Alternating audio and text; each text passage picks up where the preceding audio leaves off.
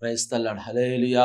దేవుని పరిశుద్ధ నామమునకు స్తుతి కలుగును గాక. మరొకసారి మా యొక్క జీవము గల క్రీస్తు సువార్త పరిచర్యలకు మిమ్మల్ని అందరినీ ప్రేమపూర్వకంగా ఆహ్వానిస్తూ ఉన్నాం. దేవునికి స్తోత్రం కలుగును గాక. మీరందరూ కూడా క్షేమకరముగాను ఆరోగ్యకరముగాను ఆశీర్వాదకరముగా ఉన్నారని నమ్ముచు మిమ్మల్ని బట్టి దేవుని స్తుతిస్తూ మీ కొరకు అనుదినము ప్రార్థనలు చేస్తూ ఉన్నాం. దేవుడు మిమ్మను మీ కుటుంబాలను ఆశీర్వదించును గాక. ఆమేన్. ఈ సమయంలో ప్రత్యేకముగా మా యొక్క సియోను జీవము గల క్రీస్తు సువార్త పరిచర్యల యొక్క ఫౌండర్ అయినటువంటి డాక్టర్ యేసుపాదం గారికి వారి కుటుంబానికి కూడా ప్రత్యేకమైన శుభములు తెలియపరుస్తూ ఉన్నాం. దేవునికి మహిమ కలుగును గాక.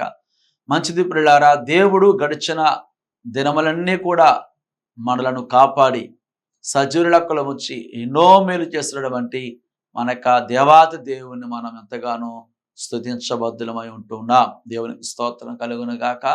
ఈ సమయంలో పరిశుద్ధ గ్రంథముల నుంచి కొన్ని మాటలు చదువుకొని దేవుని యొక్క మాటలు ధ్యానించుకుందామని తెలియచేస్తూ ఉన్నాను. మన జీవితాల్లో దేవుని యొక్క వాక్యం మాత్రమే మనకి ఆధారముగాను బలపరిచేదిగాను, అటు వాక్యమే మనలను ఆదరిస్తూ నడిపిస్తుందని చెప్పడానికి ఎంతో సంతోషిస్తూ ఉన్నాను. ఈ లోకములు ఎక్కడికి వెళ్ళినప్పటికీ మనకి ధైర్యము, నెమ్మది, భరోసా రాదు. కానీ దేవుని యొక్క సన్నిధిలో మాత్రమే అవి దొరుకుతూ ఉంటాయి. అదేవిధముగా దేవుని యొక్క వాక్యం ద్వారా మాత్రమే మనం బలపరచబడుతూ ఉంటాం. అట్టి కృప యేసయ్య మనకందరికి అనుగ్రహించి దేవుడు తన యొక్క వాక్కుతో మనతో మాట్లాడి బలపరచునుగాక. ఆమేన్. మంచిది ప్రియమైన దేవుని బిడ్డలారా, చూడండి, దయచేసి నాతో కలిసి మీరు కూడా మీ యొక్క పరిశుద్ధ గ్రంథం తెరచినట్లయితే దేవుని యొక్క వాక్యమును చదువుకొని కొన్ని మాటలు మనము ధ్యానించుకుందాం అని తెలియపరుస్తూ ఉన్నాను. దేవునికి స్తోత్రం కలుగును గాక. చూడండి ప్రియులారా, హోషేయ గ్రంథముల నుంచి 2వ అధ్యాయము 22వ వచనము చదువుకుందాం. హోషేయ గ్రంథముల నుంచి 2వ అధ్యాయము 22వ వచనం చదువుకొని దేవుని యొక్క మాటలు మనము ధ్యానించుకుందాం. దేవునికి మహిమ కలుగును గాక. మీరు కూడా మీ యొద్ద పరిశుద్ధ గ్రంథం ఉన్నట్లయితే అట్టి గ్రంథమును తెరచి దేవుని యొక్క వాక్యమును చదవలసిందిగా ప్రభు పేరట తెలియపరుస్తూ ఉన్నాను. స్తోత్రం. భూమి ధాన్య ద్రాక్షారస తైలముల మనవి ఆలకింపగా అవి యెజ్రెయేలు చేయు మనవి ఆలకించును. నేను దానిని భూమి యందు నా కొరకై విత్తుదును, జాలి నొందని దాని యందు నేను జాలి చేసుకొందును. నా జనము కాని వారితో మీరే నా జనమని నేను చెప్పగా వారు నీవే మా దేవుడు అని అందురు. ఇదే యెహోవా వాక్కు. ఆమేన్. ప్రార్థన చేద్దామండి. దయచేసి తరలం వచ్చినట్లయితే, కళ్ళు మూస్తున్నట్లయితే ప్రార్థన చేద్దాం. పరిశుద్ధుడా, కృపగలన మా తండ్రి, సర్వోన్నతుడా, ఆశ్చర్యకరుడా, నీకే స్తుతులు చెల్లిస్తూ ఉన్నా తండ్రి. సమయంలో ఏమైతే వాక్య భాగమును చదివి ఉన్నాము అట్టి వాక్యము ద్వారా ప్రభువా దేవా నాతో మాతో ఆయన ఎందరైతే మాటలు వినుచున్నారో అట్టి వారందరితో ప్రభువా మీరు మాట్లాడి కృప చూపించి నడిపించి ధైర్యముతో మా ప్రభువా మీరు కొనసాగింపజేసి కృప చూపించమని యేసు నామమున అడుగుచున్నాము తండ్రి. ఆమేన్. ఆమేన్. Praise the lord. దేవునికి స్తుతి కలుగును గాక. మంచిది ప్రియమైన దేవుని బిడ్డలారా, పరిశుద్ధ గ్రంథములో మనం చదివినటువంటి వాక్య భాగమును కొద్ది నిమిషాలు ధ్యానించుకుందాం. దేవునికి మహిమ కలుగును గాక. చూడండి, ఇక్కడ హోషేయ గ్రంథములో 2వ అధ్యాయము 22, 23 వచనములలో మనకి ఇక్కడ యెజ్రెయేలు అనబడే ఒక మాట కనబడుచున్నది. ఆయన అంటున్నాడు కదా, భూమి ధాన్య ద్రాక్షారస తైలముల మనవి ఆలకింపగా అవి యెజ్రెయేలు చేయు మనవి ఆలకించును అంటూ ఉన్నాడు. దానిని భూమి యందు నా కొరకై విత్తుదును, జాలి నొందని దాని యందు నేను జాలి చేసుకొందును. నా జనము కాని వారితో మీరే నా జనమని నేను చెప్పగా వారు నీవే మా దేవుడవు అని అందరూ అని ప్రభు తెలియపరుస్తూ ఉన్నాడు. స్తోత్రం కలుగును గాక. చూడండి ప్రియమైన దేవుని బిడ్డలారా, హోషేయ గ్రంథములో ఈ యొక్క హోషేయ గ్రంథం మొదలుకొని మలాకీ గ్రంథం వరకు కూడా చిన్న ప్రవక్తల పుస్తకములు అని పిలుస్తూ ఉంటాం. అయితే చూడండి, ఇక్కడ హోషేయ అనే మాటకు అర్థము యెహోవాయే రక్షణ. అనేటువంటి అర్థం వస్తూ ఉంటుంది. ఆయన ఒక ప్రవక్తగా ఉంటూ ఉన్నాడు. ఉజ్జియా, యోతాము, అహాజు, హిజ్కియా అను యూదా రాజుల దినములలో యెహోయాషు కుమారుడైన యరొబాము అను ఇశ్రాయేలు రాజు దినములలోను బెయేరు కుమారుడైన హోషయాకు ప్రత్యక్షమైన యెహోవా వాక్కు, అనగా దేవుడు తన సేవకునికి లేక ప్రవక్తకు ఇచ్చినటువంటి వాక్కుగా ఇక్కడ మనం చూస్తూ ఉన్నాం. చూడండి, ఇక్కడ ఈయన చాలా ప్రత్యేకమైన వ్యక్తిగా ఉంటూ ఉన్నాడు. దేవుని యొక్క మాటకు పూర్తిగా లోబడిపోయిన వాడిగా జీవిస్తూ ఉన్నాడు. తన యొక్క ఆలోచన ఏమాత్రము కాకుండా కేవలం దేవుని యొక్క చేతులు మాత్రమే ఆయన ఒక పాత్రగా ఉంటూ ఉన్నాడు. ఈ యొక్క హోషేయకు ఒక దినమున దేవుడు పిలిచి ఆయన చెప్పుచున్న మాట ఏమిటంటే, పరిశుద్ధ గ్రంథములో ఆయన అంటూ ఉన్నాడు కదా, హోషేయ, ఇదిగో మరి నీ వెళ్ళి ఒక వ్యభిచారము చేయు స్త్రీని పెండ్లాడి వ్యభిచారము వల్ల పుట్టిన పిల్లలను తీసుకోనము అని ఆయన హోషేయకు ఆజ్ఞయిస్తున్నట్లుగా మనం చూస్తూ ఉన్నాం. దేవునికి స్తోత్రం కలుగును గాక. చూడండి పిల్లలారా, దేవుని యొక్క విషయంలో దేవుడు చెప్పినట్లుగా ఆయన జరిగించి ఉన్నాడు. దేవుని యొక్క మాటకు పూర్తిగా లోబడి ఉన్నాడు. తన యొక్క జీవితం గురించి ఆలోచన కాదు కానీ దేవుని యొక్క మాట కొరకు మాత్రమే ఆయన జీవిస్తూ ఉన్నాడు. అయితే చూడండి, ఇక్కడ మనం గమనించినట్లయితే దేవుడు చెప్పినట్లుగానే ఆయన వెళ్ళి ఆ విధముగా వివాహం చేసుకున్నప్పుడు వారికి ఒక కుమారుడు పుట్టునని ప్రభు చెప్తా ఉన్నాడు. ఆ పుట్టినటువంటి కుమారునికి నీవు యెజ్రెయేలు అనబడే పేరు పెట్టవలను అని తెలియపరుస్తూ ఉన్నాడు. యెజ్రెయేలు అనగా దేవుడు విత్తినవాడు అని అర్థమైనది. అట్లాగే మరల తర్వాత మరి కొంతకాలమునకు మీకు ఒక కుమార్తె పుట్టును, ఆ యొక్క కుమార్తెకు లోరుహామా అనబడే పేరు పెట్టుము అంటామున్నాడు. ఆ మాటకు అర్థము జాలి నొందనిది అని భావమై ఉన్నది. అట్లాగే ఆ తర్వాత ఆ కుమార్తె పాలు విడిచిన తర్వాత మరలా మరొక కుమారుడు జన్మిస్తూ ఉంటాడు. ఆ యొక్క కుమారునికి లో అమ్మి అనబడే పేరు పెట్టమని దేవుడు చెప్తా ఉన్నాడు. ఆ మాటకు అర్థం ఏంటంటే నా జనము కాదు అని భావమై ఉన్నది. ఇదంతా కూడా ఎందుకొరకు ఇలాగూ జరుగుతున్నదంటే, దేవుడు తన యొక్క వేదనను, తన భారమును, తన యొక్క మరి దుఃఖమును, మరి ముఖ్యంగా ఆయన ప్రజలు ఏ విధముగా ఆయనను విసిగించున్నారో, వారి పట్ల ఆయన యొక్క ఉద్దేశం ఏమైనదో తెలియపరుస్తూ చివరగా దేవుడు మరి ఏమాత్రము కూడా వారిని విడిచిపెట్టడం లేదు అని తెలియపరచటానికి ఈ విధముగా దేవుని యొక్క సేవకుని ద్వారా దేవుడు మాట్లాడుతూ ఉన్నాడు. దేవునికి స్తోత్రం కలుగును గాక. అయితే చూడండి పిల్లారా, ఇక్కడ మనం గమనించినట్లయితే యెజ్రెయేలు అనబడే మరి కుమారుడు దేనికి గుర్తుగా ఉన్నాడు అంటే ఇశ్రాయేలులకు గుర్తుగా ఉంటూ ఉన్నాడు. అట్లాగే లోరుహామా అనబడేటువంటి కుమార్తె ఎవరికి గుర్తుగా ఉన్నదంటే యూదా జనాంగమునకు గుర్తుగా ఉంటూ ఉన్నది. ఆ చివరిగా లో అమ్మి అనగా మనమే, అనగా అన్య జనాంగమునకు గుర్తుగా ఉంటూ ఉన్నాడు. దేవునికి స్తోత్రం కలుగును గాక. అయితే చూడండి పిల్లారా, ఇక్కడ ప్రత్యేకంగా ఈ యొక్క భాగమంతట్లో ఈ యొక్క 2 అధ్యాయములలో మనకి ఎవరు కనబడుతున్నారు అంటే యెజ్రెయేలు అనబడే మాట మనకి కనబడుచున్నది. అది ఎక్కడైతే ఒక వ్యక్తికి దేవుడు పేరు పెట్టమని తెలియపరుస్తున్నాడు కానీ యెజ్రెయేలు అనబడే మాట అనబడే పేరు పెట్టమని చెప్తున్నాడు. కానీ ఇంకా మనం ముందుకు వెళ్ళినట్లయితే ఆ యొక్క మాట అది కేవలము ఒక వ్యక్తి యొక్క పేరు కాదు కానీ అది ఒక ప్రాంతమునకు సంబంధించినటువంటి పేరుగా ఉంటూ ఉన్నది. అదేమిటని మనం ఆలోచన చేసినట్లయితే ఇశ్రాయేలు రాజాకు అహాబు దినములలో ఒక వ్యక్తి ఉంటామున్నాడు. ఆయన పేరు నాబోతు అని మనము గమనిస్తూ ఉంటాం. ఆయనకు యెజ్రెయేలులో ఒక ద్రాక్ష తోట ఉన్నది. ఆ యొక్క ద్రాక్ష తోట నాకు కావలసినది, అది నాకు ఇచ్చివేయి, నీకు కావలసినటువంటి ధనము నీకు ఇస్తానయ్యా అని యొక్క అహాబు రాజు ఆయనతో అడుగుచూ ఉంటుంటే ఆయన అంటాడు కదా, ఇది నా యొక్క పిత్రార్జితము, నా యొక్క తండ్రుల యొక్క స్వాస్థ్యము కాబట్టి దీన్ని నీకు అమ్మనయ్యా, ఇది నాకు కావలసినది అంటామన్నాడు. నీకు ఎంత కావాలో చెప్పు, నువ్వు దానికి బదులుగా మరొక తోటను లేక మరొక స్థలం ఇస్తా ఉంటాను, కానీ నాకు ఆ తోట కావాలన్నప్పుడు అని అన్నాడు కదా. ఇదిగో నువ్వు ఏమి ఇచ్చినప్పటికీ, నాకు ఎంత ఇచ్చినప్పటికీ నాకు ఏమి అక్కర్లేదు నాయన. నా యొక్క పిత్రార్జితము, నా యొక్క తండ్రుల స్వాస్థ్యము, ఆ యొక్క యజ్రెయేలు ఉన్నటువంటి ఆ ద్రాక్ష తోట నేను ఇవ్వను, అది నాకు కావలిస్తున్నదని చెప్తా ఉన్నాడు.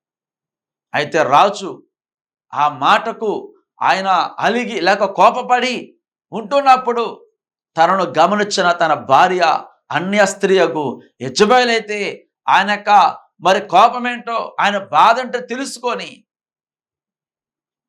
ఈ యొక్క నాబోతు యొద్ద నుంచి ఆ యొక్క పొలమును లేక ద్రాక్ష తోటను బలవంతముగా తీసుకున్నట్లుగా మనం చూస్తూ ఉన్నాం. అతని ఆ ప్రాంతములో చంపివేసినట్లు కూడా మనము దేవుని యొక్క వాక్యములో, రాజుల గ్రంథములో మనం చదువుతూ ఉన్నాం. దేవునికి స్తోత్రం కలుగును గాక. ప్రైజ్ ది లార్డ్, హల్లెలూయా. పరిశుద్ధ గ్రంథములో మనం గమనించినట్లయితే ఇక్కడ ఈ విధముగా జరిగినటువంటి ఆ యొక్క సందర్భంలో మనం గమనించినట్లయితే చూడండి, ఆ నాబోతు అనబడే వ్యక్తి అతడు ఒక సామాన్యుడిగా ఉండవచ్చున, కానీ తన మీద బలవంతం చేస్తూ తనను హతమార్చినటువంటి ఆ యొక్క అధికారులను అతను ఏమి చేయలేకపోవచ్చున, కానీ అతడు బలహీనుడిగా ఉంటూ చనిపోయినప్పటికీ కూడా ఇది ఇక్కడ మనం గమనించవలసిన విషయం ఏంటంటే దేవుడు అతనిని చూస్తూ ఉన్నాడు. ఆ నాబోతును దేవుడు చూచి ఉన్నాడు. ఆయనకి కలిగిన ఆ నష్టమును లేక అన్యాయమును, ఆ కష్టమును, ఆ వేదను, ఆ బాధను దేవుడు చూచి ఉన్నాడు. దేవుడికి స్తోత్రం కలుగును గాక. కాబట్టి చూడండి, ఇక్కడ ఆ ద్రాక్షావనం అనేది మనకి దేనికి గుర్తుగా ఉన్నదంటే అది దేవుని యొక్క సంఘమునకు సాదృశ్యముగా కనబడుచు ఉన్నది. కాబట్టి చూడండి పిల్లారా, మరి ఈ యొక్క దినములలో దేవుని యొక్క సంఘం మీద ఇదిగో దుష్టుడు కన్ను వేస్తున్నాడు. ఆ సంఘమును చెల్లాచెదురు చేయాలని, ఆ సంఘమును పాడు చేయాలని, ఆ సంఘమును నశింపలేకుండా చేయాలని, లేక ఆ సంఘమును అసలు భూమి మీదే లేకుండా చేయాలి అనే ఉద్దేశంతో అపవాది ఉంటా ఉన్నాడు. వారి అనుచరులుగా ఉంటూ ఈ యొక్క యెజెబెలు ఆ విధముగా ఆ నాబోతును హతమార్చినట్లుగా మనం చూస్తా ఉన్నాం. దేవునికి స్తోత్రం కలుగును గాక. చూడండి పిల్లారా, మరి యొక్క నాబోతు అయితే వారిని ఏమి పోయి ఉండవచ్చును, ఆయన చనిపోయి ఉండవచ్చును, కానీ వారు అనుకున్నారు కదా, మేము అధికారులో ఉన్నాము, ఇదిగో మేము రాజులము, మేము పరిపాలకులము, ఇక మాకు అడ్డు ఎవరు లేరు, ఇదిగో ఎవరు మమ్మల్ని ఏమి చేయలేరు అనుకుంటున్న పరిస్థితులలో దేవుడు ఆ యొక్క విషయంలో జోక్యం చేసుకుంటా ఉన్నాడు. దేవుడు అక్కడ కలుగు చేసుకుంటా ఉన్నాడు. ఇదిగో నాబోతు పక్షముగా దేవుడు ఉంటా ఉన్నాడు. దేవుడు చూస్తా ఉన్నాడు. దేవుడు విడిచిపెట్టడం లేదు. ఇదిగో దేవుడు ఇక్కడ నాబోతు పక్షముగా ఉండి ఇదిగో ఆయన స్థానానికి దేవుడు వచ్చి ఆ యొక్క ప్రత్యర్థుల మీద అనగా ఆ యొక్క అహాబు మీదను, ఆ యెజెబెలు మీదను, వారి కుటుంబం మీదను, వారి సంతతి వారి మీద దేవుడు ఆయన తన యొక్క ఉగ్రతను కనపరుస్తా ఉన్నాడు. దేవునికి స్తోత్రం కలుగును గాక. కాబట్టి చూడండి పిల్లారా, మరి మన జీవితంలో కూడా దేవుని యొక్క బిడలము కావచ్చు, ఒకవేళ ఒంటరి వారు కావచ్చు, ఒకవేళ బలహీనులు కావచ్చు, ఒకవేళ ఏమి చేయలేని పరిస్థితులు ఉండవచ్చును, కానీ ఎప్పుడైతే మనకి అన్యాయం జరిగింది అనుకుంటూ ఉంటామో ఆ సందర్భంలో దేవుడు చూస్తున్నాడు అనేక విషయం మనం జ్ఞాపకం చేసుకోవాలని దేవుడి యొక్క విషయం ద్వారా మనతో మాట్లాడుతూ ఉన్నాడు. దేవుడికి స్తోత్రం కలుగును గాక. అయితే చూడండి, ఇక్కడ ఆ యొక్క నాబోతు అయితే చనిపోయి ఉండవచ్చును, కానీ ఆ తర్వాత దేవుడు చూడండి ఆ యొక్క అహాబుతో మాట్లాడుతూ ఉన్నాడు. ఆ యొక్క అహాబును మరి చంపడానికి దేవుడు ఒక వ్యక్తిని లేవనెత్తున్నాడు. ఇదిగో దైవజనుడు ఏలియా ద్వారా ఎంత మాట్లాడుతున్నాడు కదా, ఇదిగో నీవైతే ఆ నాబోతును చంపండవచ్చును, కానీ నీవు మాత్రమే కాదు, నీ కుటుంబము, నీ తర్వాత రాబోయే నీ తరువారందరూ కూడా ఇదిగో దేవుడు నశింప చేయబోతా ఉన్నాడు అని ప్రవక్త అయినటువంటి ఏలియా ద్వారా దేవుడు అహాబుతో మాట్లాడుచూ ఉన్నాడు. దేవునికి స్తోత్రం కలుగును గాక. ఆ అహాబును ఆయన మరి ఆ రాజు చేత దేవుడు చంపించున్నాడు. ఆ అహాబును దేవుడు చంపించున్నాడు. ఆ తర్వాత మరి తన యొక్క భార్యకు యెజెబెలు కూడా మరణించడం మనం చూస్తా ఉన్నాం. వారు చనిపోయిన తర్వాత వారి యొక్క రక్తము ఆ యొక్క యెజ్రెయేలుని ఒలికెచ్చబడినట్లుగా ఇదిగో దేవుడు చెప్పినట్లుగా వారి యొక్క రక్తమును కుక్కలు నాకినట్లుగా దేవుని యొక్క వాక్యములో మనం చూస్తా ఉన్నాం. అంత మాత్రమే కాదు, కానీ ఇదిగో చూడండి, వారి విషయంలో వారి మీద ప్రతీకారం తీర్చడానికి దేవుడు ఒక వ్యక్తిని లేవనెత్తి ఉన్నాడు. ఆయనే రాజు అయినటువంటి యెహూగా మనము చూస్తూ ఉన్నాం. దేవునికి స్తోత్రం కలుగును గాక. ఆయన కూడా ఒక సామాన్యుడు కావచ్చును, కానీ దేవుడు ఆ వ్యక్తిని ఎన్నుకొని ఆయన అభిషేకించి రాజుగా చేసి ఆయన ద్వారా ఈ కుటుంబంతరి మీద కూడా దేవుడు ఆయన ప్రతీకారం తీర్చినట్లుగా, అనగా నాబోతు పక్షముగా వ్యాజ్యమాడినట్లుగా దేవుని యొక్క వాక్యం మనం చూస్తా ఉన్నాం.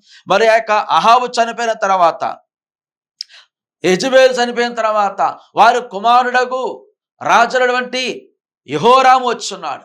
ఆయన కూడా మరణించిన తర్వాత ఆయన యొక్క రక్తము కూడా ఆ యొక్క యెజ్రెయేలుని ఒలికించబడినట్లుగా మనం చూస్తా ఉన్నాం. దేవునికి స్తోత్రం కలుగును గాక. వారి తర్వాత మరి రాజుల గ్రంథము 2వ రాజులు 10వ అధ్యాయంలో మనం గమనించినట్లయితే ఆ యొక్క అహాబుకున్నటువంటి 70 మంది కుమారులలో ఆ 70 మందిని కూడా ఎవరో పోషిస్తూ ఉంటుంటే వారిని కూడా తెలుసుకొని రాజైన యెహూ వారిని పిలిపించి వారిని కూడా హతమార్చినట్లుగా, వారికి రక్తం అంతా కూడా యెజ్రెయేలు ఒలికినట్లు, ఆ యొక్క యెజ్రెయేలులో ఒలికినట్లుగా మనం చూస్తా ఉన్నాం. దేవునికి స్తోత్రం కలుగును గాక.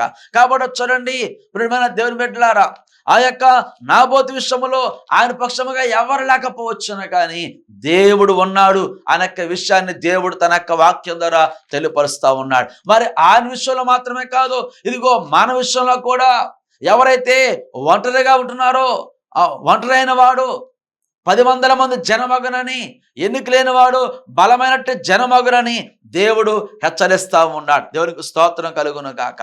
అందుకే చూడండి రాజుల గ్రంథము 2వ రాజుల గ్రంథము 10వ అధ్యాయము 10వ వచనం మనం చదివినట్లయితే వారి విషయంలో ప్రభు చెప్పుచున్న మాట ఏంటంటే, అహాబు కుటుంబీకులను గురించి యెహోవా సెలవిచ్చిన మాటలలో ఒకటియు నెరవేరకపోదు.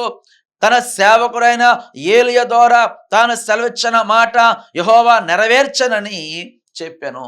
ఆ యొక్క మరి ఆ కుటుంబంతా కూడా పతనం అయిపోయిన తర్వాత ఈ యొక్క మాట దేవుడు తెలియపరుస్తూ ఉన్నాడు. దేవునికి స్తోత్రం కలుగును గాక. అనగా చూడండి ఇప్పుడు ఆ యొక్క యెజ్రెయేలు పేరు పెట్టమని హోషేయతో దేవుడు మాట్లాడుతూ ఉన్నాడు. దేవునికి స్తోత్రం కలుగును గాక.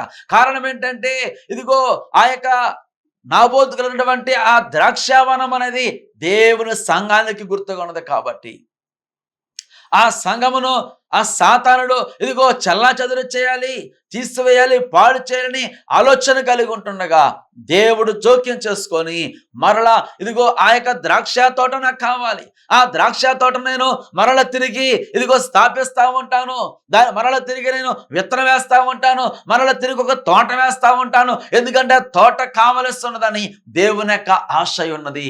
అందుకే ఇక్కడ హోషేయతో ప్రభు చెప్తున్నాడు ఏమనంటే, ఇదిగో నువ్వు ఒక వివాహం చేసుకున్న తర్వాత ఒక కుమారుడు పుట్టినప్పుడు ఆ కుమారునికి యెజ్రెయేలు పేరు పెట్టమంటామన్నాడు. దేవునికి స్తోత్రం కలుగును గాక.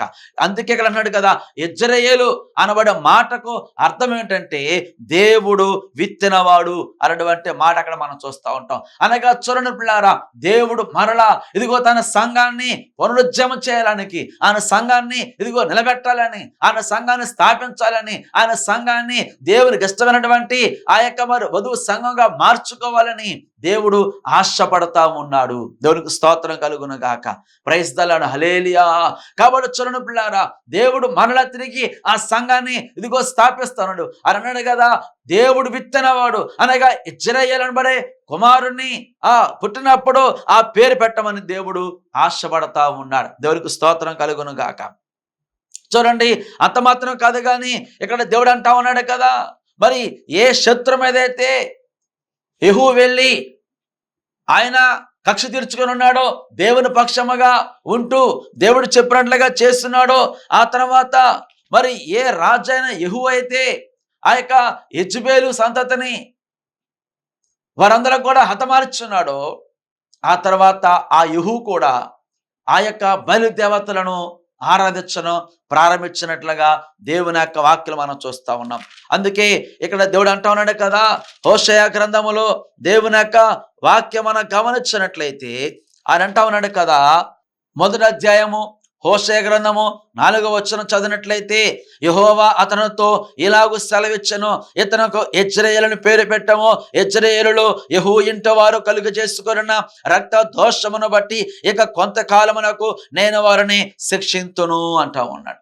అనగా చూడండి పిల్లారా, ఏ అపవాదనైతే హతమార్చున్నాడో, ఏ దుష్ట శక్తినైతే రాజాని హతమార్చున్నాడో, మరల తిరిగి అదే ఆ దుష్టుని యొక్క వశములో, అదే ఆ సాతాను యొక్క వశములో ఆ యొక్క రాజ్యాన్ని చిక్కుబడినట్లుగా దేవుని యొక్క వాక్యం మనం చూస్తున్నాం. అనగా చూడండి, ఇదిగో అపవాదంతో బలముగా పనిచేస్తా ఉన్నాడు, దుష్టుడంతో బలముగా పనిచేస్తా ఉన్నాడు. వాడికి రాజ్యాన్ని కూల్చివేసినటువంటి ఆ సేవకుల మీద కూడా దాడి చేస్తా ఉన్నాడు. అనగా రాజాని యెహూను ఎలాగైతే వాడు వశపరుచుకున్నాడో, అట్లాగే ఈ దినములలో దేవుని యొక్క బిడ్డలను, ఇదిగో సేవకులను సైతము కూడా అపవాది లాగి వేసుకోవాలని, అపవాది ఇదిగో వారిని కనుమరుగు చేయాలని చూస్తా ఉన్నాడు. కాబట్టి ఈ సమయంలో దేవుని యొక్క ఆత్మను కలిగి, ఇదిగో దేవుని పక్షముగా మనం నిలబడాలని, ఆయన యొక్క సంఘ స్థాపనలో మనం పాలుభాగస్వామ్యం ఉండాలని, దేవుని పక్షముగా నిలబడుతూ దేవుని పని జరిగించాలని, ఆయన పని కొరకు, ఆయన సంఘం కొరకు మనమందరము కూడా ఏక మనసుతో